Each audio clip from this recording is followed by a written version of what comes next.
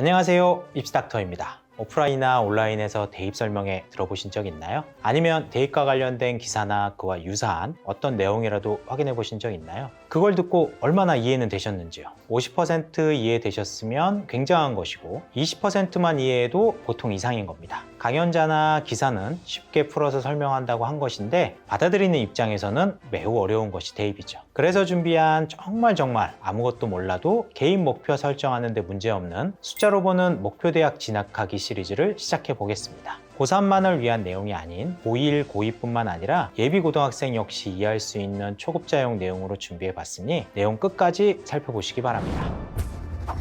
오늘은 성균관대에 진학을 목표로 하고 있는 학생을 위한 내용을 준비해 봤습니다. 누구나 가고 싶어하는 대학이죠. 하지만 누구나 갈 수 없는 대학이죠. 그만큼 미리미리 계획을 세우고 준비해 나가야지만 진학할 수 있습니다. 우선 성균관대에 가기 위해서는 성대에서 학생을 어떻게 선발하는지를 알아야겠죠. 성균관대뿐만 아니라 거의 대부분의 대학에서는 수시와 정시라는 두 가지 큰 틀에서 학생을 선발하고 있습니다. 수시는 학생부 위주, 정시는 수능 위주로 선발하는 것이죠. 모집 인원은 2023학년도 기준으로 수시에서는 2100명 정도, 정시에서는 1500명 정도 선발하고 있습니다. 좀 더 자세하게 들어가서 수시에서는 어떻게 선발하느냐, 성균관대에서는 일반 학생 기준, 여기서 말하는 일반 학생은 일반고를 다니고 있는 학생 기준입니다. 일반 학생 기준으로 수시에서 학생부 교과 전형과 학생부 종합 전형, 그리고 논술 전형으로 선발하고 있습니다. 쉽게 학생부 교과 성적, 그러니까 내신 성적의 비중을 두고 선발하는 전형이 있고, 학생부를 종합적으로, 그러니까 학교생활기록부에 적혀있는 내용을 다 보고 선발하는 학생부 종합 전형이 있는 것입니다. 학교생활기록부를 다 본다는 것은 내신 성적도 보고 고교 선생님이 생활기록부에 적어주시는 내용도 보고 평가하는 것이죠.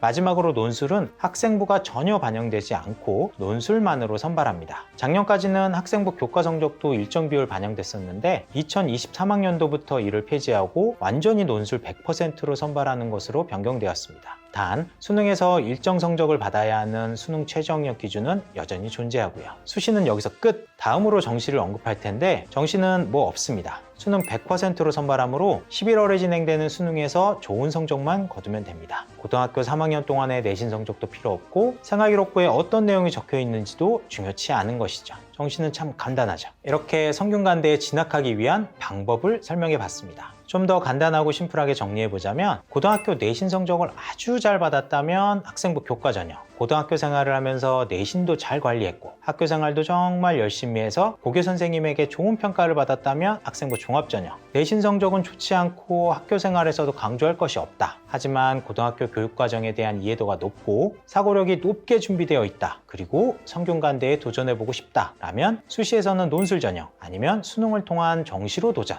이렇게 성균관대에 도전할 수 있는 방법입니다. 각 방법에서 구체적으로 성적을 어떻게 반영하는지 등은 다음에 이어질 내용인 합격자 성적 결과에서 함께 설명할 테니 조금만 기다려주시고 여기까지는 큰 틀에서 학생을 어떻게 선발하는지 이해하시면 됩니다. 잘 따라오고 계시죠? 이해가 잘 안 되는 부분 있으면 댓글로 남겨주세요. 대댓글로 답변 드리거나 다음 영상 촬영에는 해당 부분도 고려하여 더 쉽게 설명할 수 있도록 기획해 보겠습니다.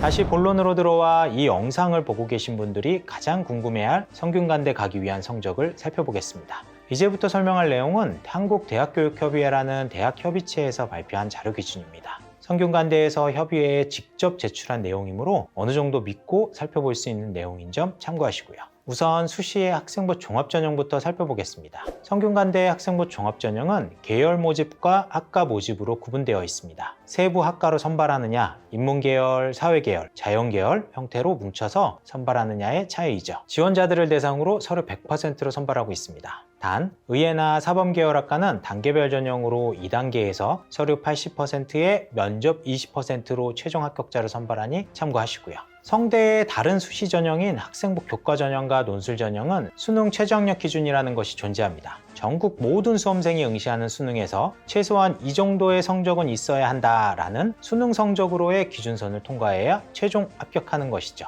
하지만 학생부 종합 전형은 이러한 수능 최저학력 기준이 없습니다. 앞서 언급한 서류만으로 학생을 선발하는 것이죠. 모의고사 성적이 잘 나오지 않는 학생에게는 유리하게 적용될 수 있는 부분이죠. 그럼 평가하는 서류에는 뭐가 있느냐? 여기서 말하는 서류는 앞서 언급했던 학교 내신, 생활기록부 내의 선생님 평가 및 활동사항, 그리고 자기소개서 등을 말합니다. 학교 생활을 잘하고 내신 성적을 잘 받고 선생님의 평가가 좋은 학생을 학교생활 기록부와 자기소개서로 평가해서 선발하겠다는 것이죠. 서류평가 영역 안에 포함되어 있는 내신 성적은 어느 정도 필요할까? 2021학년도 합격자 자료를 살펴보겠습니다. 최종 합격자의 70% 컷, 그러니까 10명이 합격했으면 7번째 학생의 학생부 성적이 1등급 중반에서 4등급 초반까지 확인할 수 있습니다. 고등학교 1에서 3학년까지 1등급 중반에서 4등급 초반까지의 학생들이 합격한 것이죠. 참고로 내신 성적을 1등급 받기 위해서는 고등학교 내에서 4% 안에 들어야 되고 2등급은 상위 11%, 3등급은 23%, 4등급은 40% 안에 들어야 합니다. 4등급 초반에 합격한 학생들도 있으니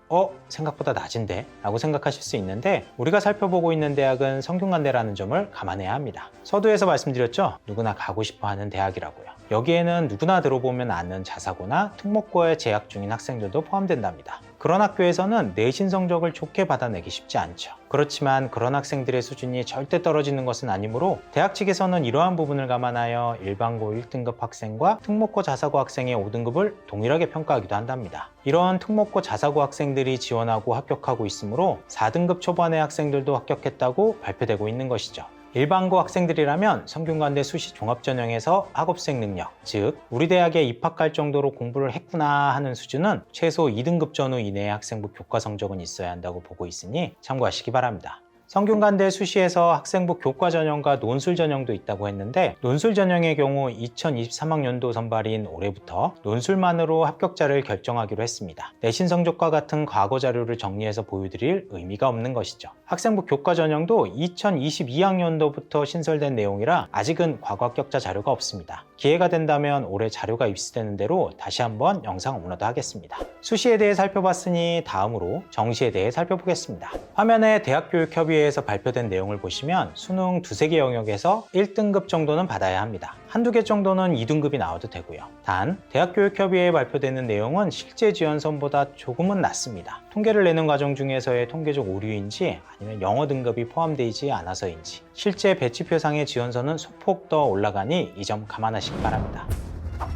여기까지가 숫자로 보는 성균관대 진학하기의 내용이었습니다. 숫자로 보는 대입 시리즈는 여기서 그치지 않고 8월에는 대학별 2023학년도 수시 배치표, 11월에는 2023학년도 대학별 정시 배치표도 제작 예정에 있습니다. 대입을 준비하고 있는 수험생 및 자녀를 둔 학부모님이라면 구독과 좋아요를 통해 앞으로의 배치표 시리즈도 놓치지 말고 시청해 보시기 바랍니다. 이번에 소개해드린 내용을 바탕으로 성균관대 목표 설정에 도움이 되셨길 바라며 이상 입시닥터였습니다. 감사합니다.